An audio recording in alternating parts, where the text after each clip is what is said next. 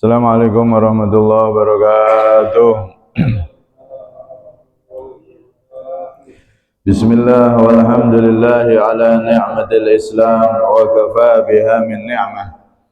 Asyhadu an la ilaha illallah wahdahu la syarika lah. Wa asyhadu anna sayyidana Muhammadan abduhu wa rasuluhu ila sairil ummah. Allahumma salli wa sallim wa barik ala sayyidina Muhammadin wa anzilhu al-maq'ad al-muqarrab 'indaka yaumal qiyamah wa ala alihi wa sahbihi ila yaumil qiyamah. Rabbi shrah li sadri wa yassir li amri wahlul 'uqdatam min lisani yafqahu qawli, saddid lisani wahdi qalbi bihaqqi sayyidina Muhammadin nabi sallallahu alaihi wasallam. Dusturakum ya ahlal jargi wa ya ahlal batin wa ya ahlan nubati wa ya ahlan nur, amma ba'd. Jamaah semuanya yang dirahmati oleh Allah Subhanahu wa taala, alhamdulillah. Allah Subhanahu wa taala mentakdir dan mengizinkan kita untuk bisa kembali hadir, sama-sama kita beriktikaf, sama-sama kita menghidupkan ilmu warisan Nabi sallallahu alaihi wasallam. Semoga duduknya kita di sini membuahkan duduknya kita kelak di sana bersama Rasulullah sallallahu alaihi wasallam. Dan semoga kita diberi panjang umur, sehat walafiat, terkabul segala hajat, semakin istiqamah, setelah itu diberi kesempurnaan husnul khatimah. Amin Allahumma amin. Qala al-musannif radhiyallahu anhu wa nafa'ana bi fid dharain amin. La tatlub aywadan ala amalin lasta lahu fa'ilan, yakfi minal jazaa'i laka 'alal 'amal an kana lahu qabila. La tatlub, janganlah kamu meminta atau menuntut iwadhan kepada opah pahala, ala amalin atas suatu perbuatan lasta lahu fa'ila, yang mana bukan engkau yang melakukannya. Yakfi minal jaza, cukup sebagai balasan laka untuk engkau wahai manusia, wahai hamba Allah, alal amal atas amal perbuatanmu, an kana lahu qabila, Allah mau menerima amal tersebut.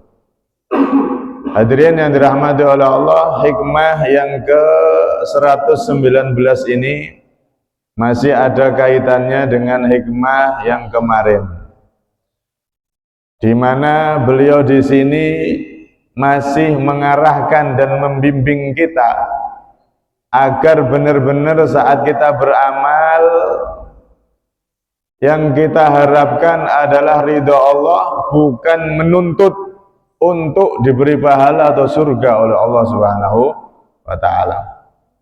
Agar level kita di sisi Allah menjadi hamba yang lebih mulia, lebih tinggi derajatnya. Walaupun kita beramal, kita berharap surga dan seterusnya, boleh-boleh saja.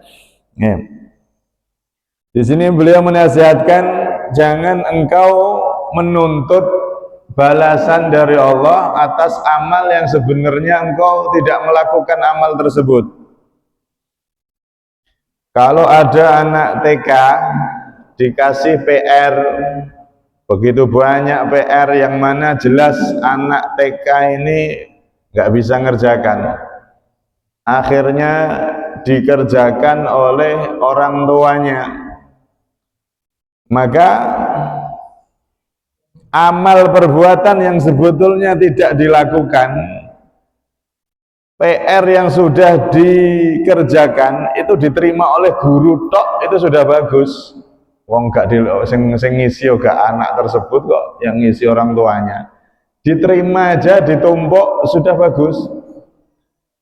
Nah, si anak tersebut umpama nuntut kasih hadiah bu guru, ya nggak pantas, ya.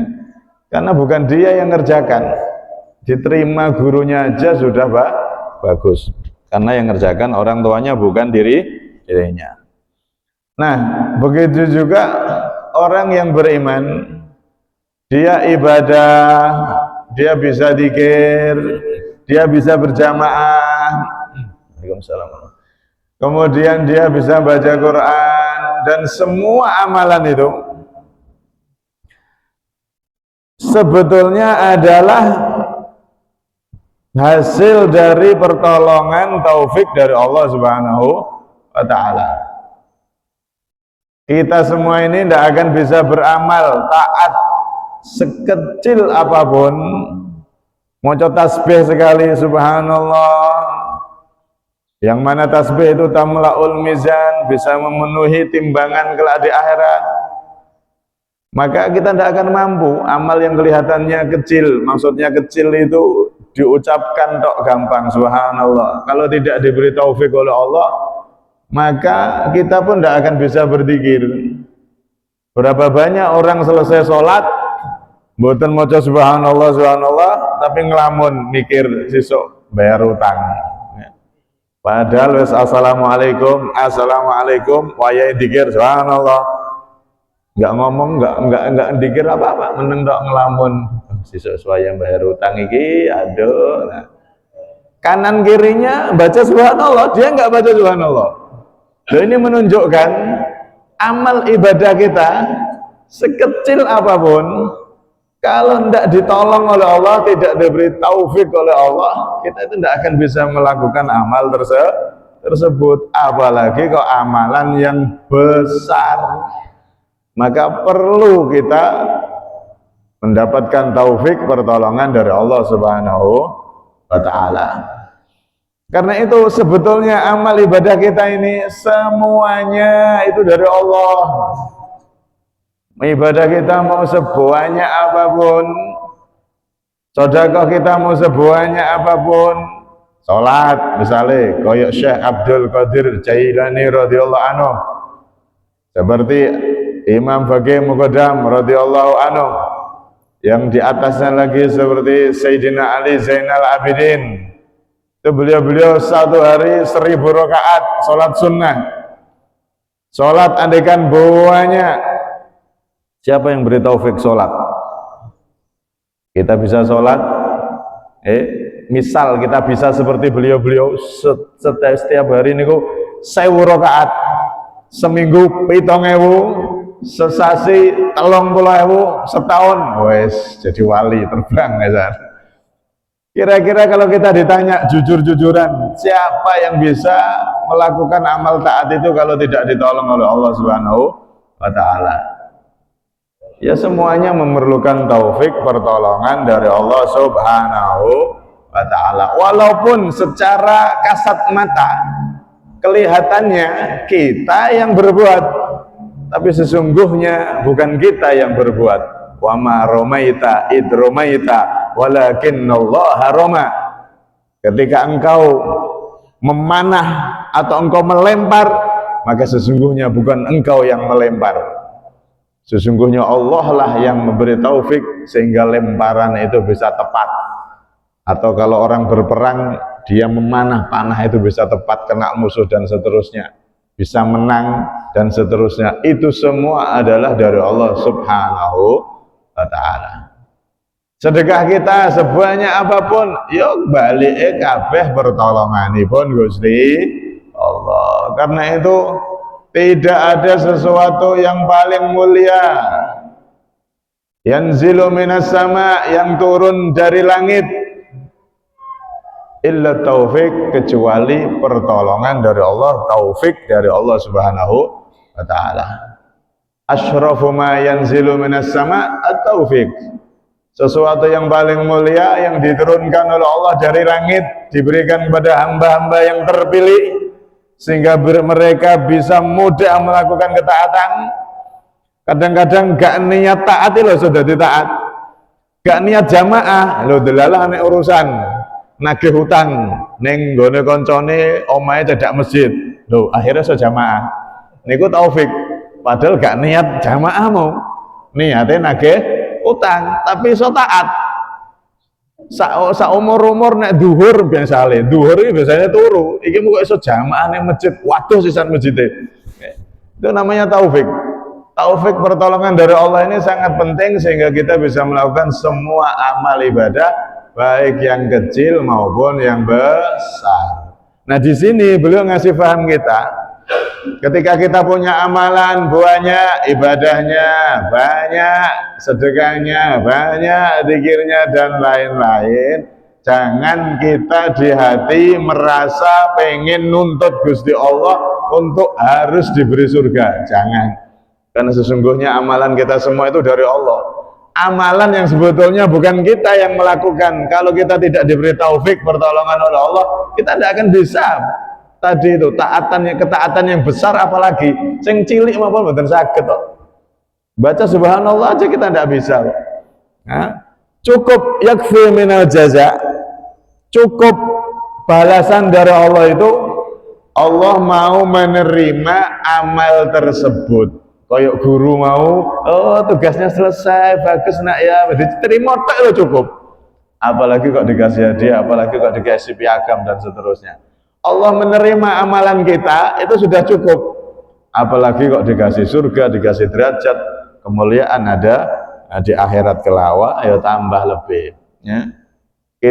Amalan kita diterima aja sudah lebih dari cukup, karena semua amalan kita hakikatnya adalah dari Allah Subhanahu wa ta'ala. Allahu khaliqu kulli syai' wa khalaqa kulla syai'in faqaddarahu taqdira. Dalam beberapa ayat Allah Subhanahu wa ta'ala menyebutkan bahwasanya Allah yang menciptakan segala sesuatu dan Allah yang juga menciptakan apa yang kita perbuat. Amal ibadah kita tidak akan mampu, tapi kita bisa beribadah itu semua karena pertolongan dari Allah Subhanahu wa ta'ala. Lawang kabeh sangka Gusti Allah, kemampuan ibadah, tenaga sangka Gusti Allah, kemampuan untuk bersedekah, harta ya sangka Gusti Allah. Lho kabeh sangka Gusti Allah kok terus setelah amalannya banyak seakan-akan nuntut, oh aku kudune ya surga, oh model kaya aku iki, wong amal gue sakeh. Seakan-akan nuntut Gusti Allah surga. Makanya enggak pantas. Enggak pantas, kita syukur terus dadi wong apik lho. Dipilih Allah iso salat, dipilih oleh Allah bisa zikir, dipilih oleh Allah bisa sedekah. Itu sudah pengalaman yang berharga.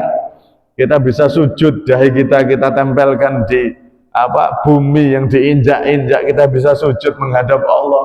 Itu sudah kemuliaan yang tiada tara.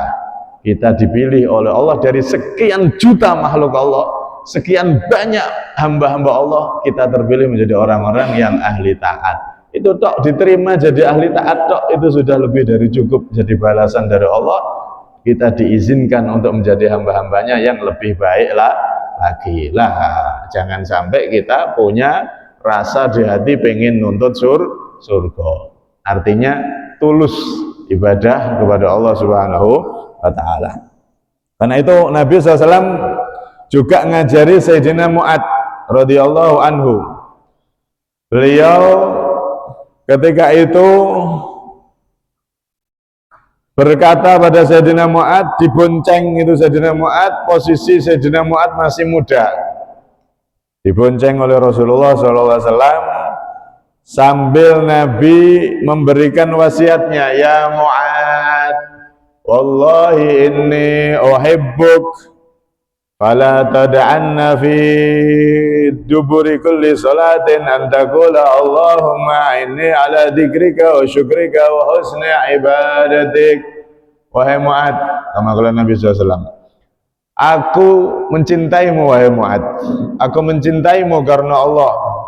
Kita tahu Rasulullah itu cinta terhadap semuanya, umatnya kabeh dicintai, sahabatnya ya lebih dicintai lagi, yang berjuang sama Nabi, yang mengorbankan harta, tenaga, waktu, nyawa dikorbankan untuk Rasulullah, semuanya dicintai oleh Nabi. Para sahabat tentu dapat porsi cinta yang lebih besar dari kita yang nggak pernah bantu Nabi, yang nggak pernah ikut berjuang dengan Nabi, ya jelas beda. Nabi cinta terhadap sahabatnya, iya. Nabi cinta terhadap umatnya, iya. Nah ini sahabat Mu'ad, beliau mendapatkan cinta yang lebih dari sekedar cinta biasa. Beliau mendapatkan cinta yang khusus dari Nabi Muhammad SAW. Karena beliau itu seorang pemuda yang tekun dalam belajar, menghabiskan waktunya untuk ilmu. Karena saat ini santri-santri tenanan belajar sampai Rasulullah niku menyempatkan diri bonceng Sayyidina Mu'ad, dijak jalan-jalan, terus dinasihati, diomongi.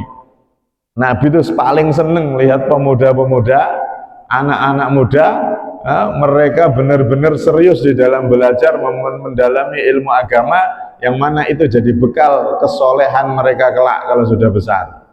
Pemuda itu nek jauh dari ilmu agama, ya wis, siap-siap aja orang tuanya kehilangan anaknya tersebut. Nek wis ado sangka ilmu agama, suwe-suwe wani kali wong tua, suwe-suwe dijak gelutan wong tuane. Berapa banyak di berita niku orang tuanya sendiri dibunuh. Naudzubillah min dzalik. Nek pemuda yang paham ilmu agama, mempelajari ilmu agama, ya sedikit banyak dia punya rasa takut sama Allah. Sedikit banyak dia punya sopan santun sama orang tua, sehingga orang tua tidak akan kehilangan anaknya kalau sudah anak tersebut dididik dari muda dengan ilmu agama yang kuat. Ilmu umum ya bagus, monggo, tapi jangan lupa pondasi semua kebaikan adalah pendidikannya Nabi Muhammad SAW, yaitu ilmu agama. Nah ini Nabi Muhammad, lihat Sayyidina Mu'ad, pemuda yang luar biasa, semangat belajarnya sampai seneng Nabi.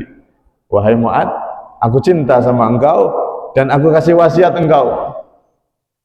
Setiap selesai sholat, bacalah doa ini, Allahumma a'inni ala dzikrika wa syukrika wa husna ibadatik. Ya Allah, tolonglah aku agar bisa berzikir kepadamu, bersyukur kepadamu, dan ibadah sebaik-baiknya kepadamu. Lihat bagaimana Nabi ngajari doa, tolonglah aku. Berarti kita itu aslinya tidak bisa taat. Ala dzikrik, untuk bisa dzikir sama engkau ya Allah, kita perlu pertolongan dari Allah. Ini asli kita sendiri tidak mampu. Oh cangkem nih loh, cangkem pengennya mau dzikir, pengennya nyanyi, nyanyi sembarang wis. Mau dzikir, nafsu soalnya. Okay? Kemudian wasyukrik, untuk syukur sama engkau ya Allah. Wa husni ibadatik, untuk ibadah dengan sebaik-baiknya kepada engkau ya Allah. Tolong aku ya Allah agar bisa melakukan itu semua. Ini Nabi ngajari kepada Sayyidina Mu'ad, sekaligus juga ngajari kepada kita.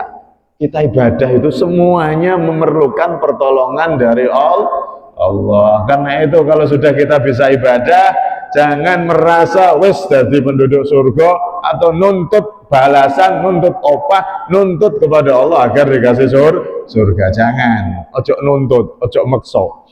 Ya berharap minta iya, tapi nek nuntut jangan.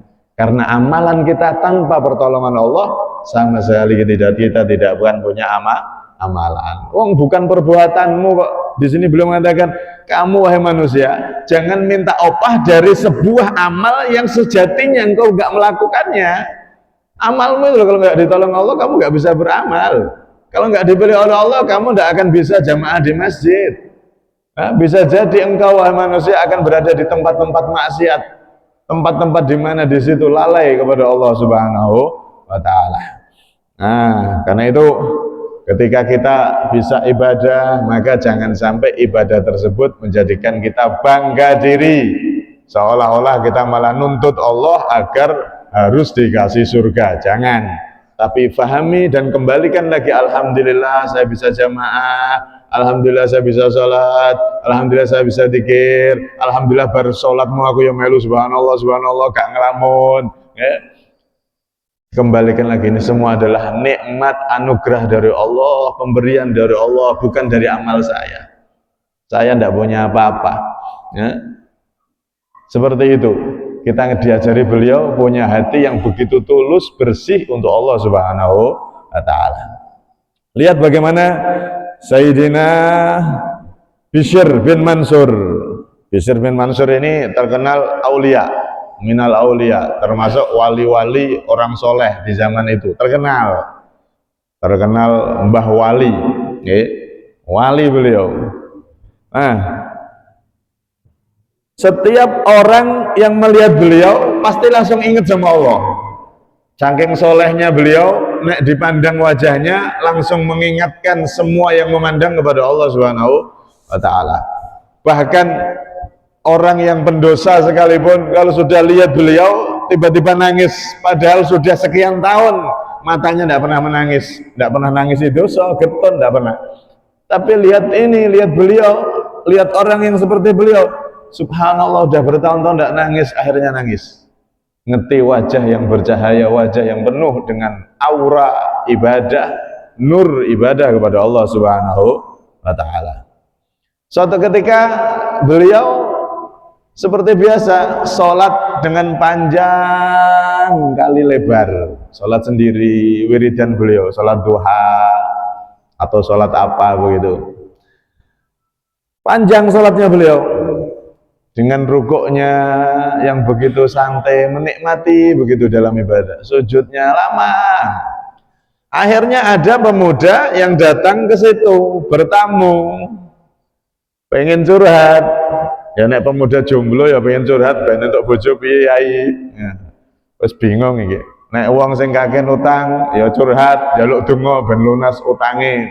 Ya jenengan nek ning gone kiai pengen lunas utang siji njaluk donga. Aja njaluk kon nglunasi utange, soalnya kiyaine ya kakek utang. Nah, ini problem datang, minta ini, minta nasihat, minta solusi, minta arahan. Banyak tamu ke beliau. Ini ada pemuda datang, seseorang. Maka ketika sholat, beliau merasa ada tamu, tahu kalau ada tamu. Akhirnya beliau cepatkan, selesai. Kemudian saat itu orang ini melihat sholat beliau yang begitu bagus, begitu panjang, begitu Masya Allah dilihat tuh enak, sampai takjub. Akhirnya beliau ngomong sama orang tersebut, la yu'jibannaka ma ra'aita minni fa inna iblisa la'anahullah qad abadallah ta'ala ma'al malaikah muddatan tawilatan thumma sara ila ma sara ilah. Wahai orang, wahai saudaraku, jangan engkau heran apa yang engkau lihat daripada ibadahku tadi itu, sholatku yang panjang tadi, tidak usah heran, itu biasa aja. Walaupun kamu anggap itu sholat yang luar biasa, sholat yang panjang kali lebar, itu sebetulnya biasa aja. Jangan engkau anggap itu sesuatu yang mengherankan. Ketahuilah sesungguhnya ada makhluk yang ibadahnya lebih panjang daripada kita. Siapa dia? Yaitu iblis alaihi la'natullah. Iblis niku ibadahnya panjang kali lebar, puluhan ribu tahun. Nah di total itu hampir 80 sampai 100 ribu tahun ibadahnya. 80 sampai 100 ribu tahun. 1000 tahun ini lebih suwe. Ini 80 sampai 100, hampir 100. Itu ibadahnya iblis. Ada riwayat di tafsir Sawi itu diperinci. Dia pernah ibadah dengan menjadi penjaga surga. Kalau bahasa sekarang ibadah dengan menjadi penjaga masjid tanpa dibayar, tanpa apa, ibadah memang niat khidmah ke masjid. Itu iblis sekian puluh ribu tahun. Terus prestasinya ibadah ini sekian ribu tahun. Terus jadi juru penasihat malaikat sekian ribu tahun. Wakan itu di total 80 sampai hampir 100 ribu tahun, anggap dibulatkan 100 ribu tahun, 100 ribu, bayangkan. Tapi apa yang terjadi? Sekian banyak ibadah yang dia lakukan, akhirnya ternyata dia menjadi makhluk yang paling jauh dari Allah, makhluk yang dilaknat paling besar oleh Allah Subhanahu wa ta'ala. Wahai tamu, wahai saudaraku, jangan heran kamu lihat sholatku tadi itu, ibadah kita itu masih sedikit, tidak ada apa-apanya. Ini nasihat untuk kita. Artinya apa? Amalan kita sebanyak apapun, ojo terus rumongso wis saya hebat, wis saya mulia, nek perlu saya harus surga, wong amalku akeh kok. Jangan pernah di hati punya perasaan tuntutan, nuntut kepada Allah agar diberi surga. Tapi jadi hamba yang benar-benar mengabdi kepada Allah dengan setulus-tulusnya. Tapi memang seperti itu tuh wajar. Wong nek wis salate akeh, ibadah akeh, rodok gaya. Ini ya memang ono, Pak. Sayyidina Tolhah Itu dulu ini sahabat Rasulullah loh. Betapa memang hati ini perlu dibersihkan setiap saat, itu memang penting. Ya. Sayyidina Thalhah ini sahabatnya Rasulullah, termasuk sahabat-sahabat yang terkemuka. Itu yang ono. Pernah suatu ketika perang Uhud, Nabi Muhammad itu kan terdesak. Saat itu perang Uhud, ada pasukan yang enggak mentaati Nabi, akhirnya kalah itu pas perang Uhud. Awalnya menang, yang karena mentaati strategi perintah Nabi menang, tapi karena ada pasukan yang di atas malah turun, padahal nggak boleh turun. Apapun yang terjadi di bawah, jangan ada yang turun, malah turun. Akhirnya kalah. Saat itu sampai terdengar isu Nabi Muhammad wafat, mati syahid. Iblis nyebar isu itu. Dan saat itu memang ngeri. Nabi itu diserang oleh orang kafir, mau dibunuh. Jadi target utama. Subhanallah, saat itu dilindungi oleh sahabat Thalhah, dilindungi dengan tubuhnya, dengan sampai tangannya ini ketembus tembus panah atau senjata, melindungi Nabi. Selesai perang Uhud, alhamdulillah sahabat Thalhah masih selamat juga. Rasulullah selamat, beliau selamat.